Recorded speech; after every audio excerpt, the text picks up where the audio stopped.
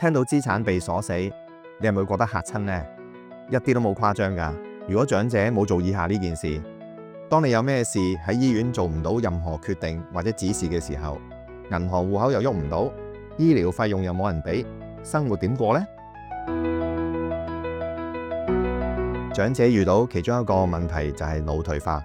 當你嘅情況嚴重到處理唔到財務決定嘅時候，你有冇諗過邊個幫你俾醫療費用呢？日常生活又點樣去應付呢？你手上嘅資產因為無法處理到，有嘅資產因為用唔到，變相就鎖死啦。唔好以為到嗰陣時子女可以幫到你，因為如果佢哋未經授權，連銀行戶口都喐唔到㗎。咩係信託加持久授權書嘅組合呢？我哋可以分成兩個步驟嚟睇嘅。首先設立信託，然之後就設立持久授權書嚟運作信託。設立信託你需要做嘅係預先將一部分資產注入信託，並且設定日常開支同埋醫療支出兩部分。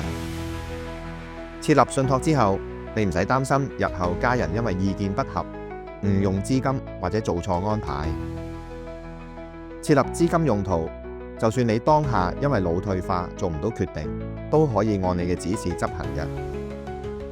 另外就係由信託公司執行，家人少一啲麻煩，可以專心照顧你。另外，關於持久授權書嘅安排，你可以簽立一份持久授權書，指定授權人或者信託公司代表你行使資產嘅權利。持久授權書嘅法律地位就等同你本人，即使你情況嚴重到處理唔到財務決定嘅時候，都可以代表你去做決定嘅。最重要一點係，授權人最好係你最信任同埋能夠中立執行嘅人。我哋建議可以沿用信託公司作為授權人，係行之有效嘅最佳方法。劉伯喺63歲嘅時候確診早期嘅認知障礙症，佢好擔心之後會惡化導致失智，於是佢將一半資產設立信託，由信託公司代為管理。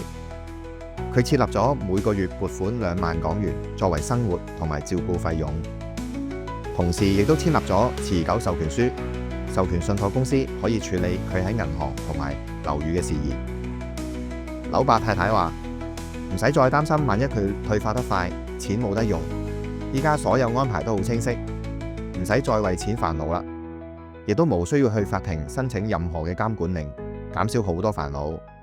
我哋只需要專心照顧劉伯就得啦。腦退化唔可怕，最可怕嘅係你嘅錢救唔到你。